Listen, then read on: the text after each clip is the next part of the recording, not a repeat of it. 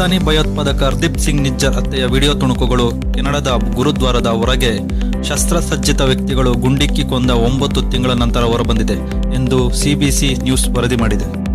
British ಕೊಲಂಬಿಯಾದ ಸರ್ರೆಯಲ್ಲಿರುವ ಗುರುದ್ವಾರದ ಹೊರಗೆ ನಿಜ್ಜರ್ಗೆ ಗುಂಡು ಹಾರಿಸಲಾಯಿತು. ದುಷ್ಕರ್ಮಿಗಳು ನಿಜ್ಜರ್ನ ಟ್ರಕ್ ಅನ್ನು ತಡೆದು ಗುಂಡು ಹಾರಿಸುತ್ತಿರುವುದನ್ನು ದೃಶ್ಯಾವಳಿಯಲ್ಲಿ ನೋಡಬಹುದು. ಕೆನಡಾದಲ್ಲಿ ಖಲಿಸ್ತಾನಿ ಭಯೋತ್ಪಾದಕ ಹರ್ದೀಪ್ ಸಿಂಗ್ ನಿಜ್ಜರ್ ಹತ್ಯೆಯಾದ 9 ತಿಂಗಳ ನಂತರ ಘಟನೆಯ ವಿಡಿಯೋ ತುಣುಕುಗಳು ಹೊರಬಿದ್ದಿದೆ ಎಂದು ಸಿಬಿಎಸ್ ನ್ಯೂಸ್ ವರದಿ ಮಾಡಿದೆ. 2020ರಲ್ಲಿ ಭಾರತವು ಭಯೋತ್ಪಾದಕ ಎಂದು ಗೊತ್ತು ಮಾಡಿಸಿದ ನಿಜ್ಜರ್ ಅವರನ್ನು ಜೂನ್ 18, 2023ರ ಸಂಜೆ ಬ್ರಿಟಿಷ್ ಕೊಲಂಬಿಯಾದ ಸರ್ರೆಯಲ್ಲಿ ಗುರುದ್ವಾರದ ಹೊರಗೆ ಗುಂಡಿಕ್ಕಿ ಕೊಲ್ಲಲಾಯಿತು. ಸಿಬಿಸಿ ನೆಟ್ವರ್ಕ್ನಲ್ಲಿ ಪ್ರಸಾರವಾಗುವ ಕೆನಡಾದ ತನಿಖಾ ಸಾಕ್ಷ್ಯಚಿತ್ರ ಸರಣಿಯಾದ ದಿ ಫಿಫ್ತ್ ಎಸ್ಟೇಟ್ನಿಂದ ಸಿಬಿಸಿ ನ್ಯೂಸ್ ವಿಡಿಯೋವೊಂದನ್ನು ಪಡೆದುಕೊಂಡಿದೆ. 1ಕ್ಕಿಂತ ಹೆಚ್ಚು ಮೂಲಗಳಿಂದ ತುಣುಕುಗಳನ್ನು ಪರಿಶೀಲಿಸಲಾಗಿದ್ದು ಎಂದು ಸಿಬಿಸಿ ನ್ಯೂಸ್ ವರದಿ ಮಾಡಿದೆ.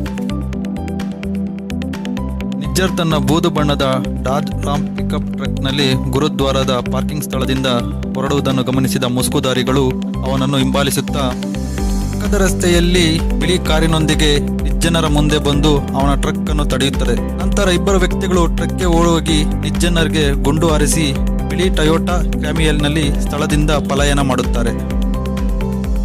ಘಟನೆ ನಡೆದಾಗ ಸಮೀಪದ ಮೈದಾನದಲ್ಲಿ ಫುಟ್ಬಾಲ್ ಆಡುತ್ತಿದ್ದ ಇಬ್ಬರು ಪ್ರತ್ಯೇಕದರ್ಶಿಗಳು ಗುಂಡಿನ ಸದ್ದು ಕೇಳಿ ಸ್ಥಳಕ್ಕೆ ಓಡಿ ಹೋಗಿ ದಾಳಿಕೋರನನ್ನು ಹಿಂಬಾಲಿಸಲು ಯತ್ನಿಸುತ್ತಾರೆ.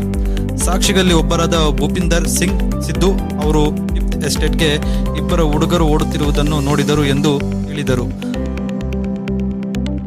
ಅವನು ನಿಜ್ಜರ್ಗೆ ಸಹಾಯ ಮಾಡಲು ಪ್ರಯತ್ನಿಸುತ್ತಿದ್ದಾಗ ಕಾಲ್ನಡಿಗೆಯಲ್ಲಿ ಶಸ್ತ್ರಸಜ್ಜಿತ ವ್ಯಕ್ತಿಗಳನ್ನು ಬೆನ್ನಟ್ಟಲು ಅವನು ತನ್ನ ಸ್ನೇಹಿತ ಮಲ್ಕಿತ್ ಸಿಂಗ್ಗೆ ಹೇಳಿದನು.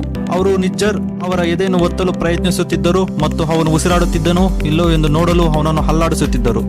ಆದರೆ ಅವನು ಸಂಪೂರ್ಣವಾಗಿ ಪ್ರಜ್ಞಾಹೀನನಾಗಿದ್ದನು ಮತ್ತು ಉಸಿರಾಡುತ್ತಿರಲಿಲ್ಲ. ಮಲ್ಕಿತ್ ಸಿಂಗ್ ಅವರು ಟೊಯೋಟಾ ಕ್ಯಾಮಿ ಹತ್ತಲು ಮತ್ತು ಸ್ಥಳದಿಂದ ತಪ್ಪಿಸಿಕೊಳ್ಳುವವರೆಗೂ ದಾಳಿಕೋರನನ್ನು ಬೆನ್ನಟ್ಟಿದನು. ಕಾರಿನೊಳಗೆ ಇನ್ನೂ 3 ಕುಳಿತಿದ್ದರು ಎಂದು ಸಿಬಿಸಿ ನ್ಯೂಸ್ಗೆ ಹೇಳಿದನು. Royal Canadian mounted police Nijjar ಹತ್ಯೆಯಲ್ಲಿ ಯಾವುದೇ ಶಂಕಿತರನ್ನು ಹೆಸರಿಸಿಲ್ಲ ಅಥವಾ ಬಂಧಿಸಿಲ್ಲ ಎಂದು ಸಿಬಿಸಿ ನ್ಯೂಸ್ ವರದಿ ಮಾಡಿದೆ. ಹರ್ದೀಪ್ ಸಿಂಗ್ ನಿಜ್ಜರ್ ಹತ್ಯೆಯು ಭಾರತ ಮತ್ತು ಕೆನಡಾ ನಡುವೆ ಭಾರೀ ರಾಜತಾಂತ್ರಿಕ ಗದ್ದಲವನ್ನು ಹುಟ್ಟುಹಾಕಿತು.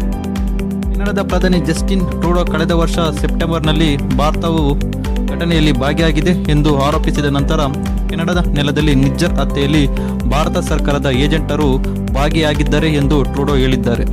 ಆದಾಗ್ಯೂ ಭಾರತ ಈ ಹಕ್ಕುಗಳನ್ನು ತಿರಸ್ಕರಿಸಿ ಇದು ಅಸಂಬದ್ಧ ಮತ್ತು ಪ್ರೇರಿತ ಎಂದು ಕರೆದಿದ್ದಾರೆ.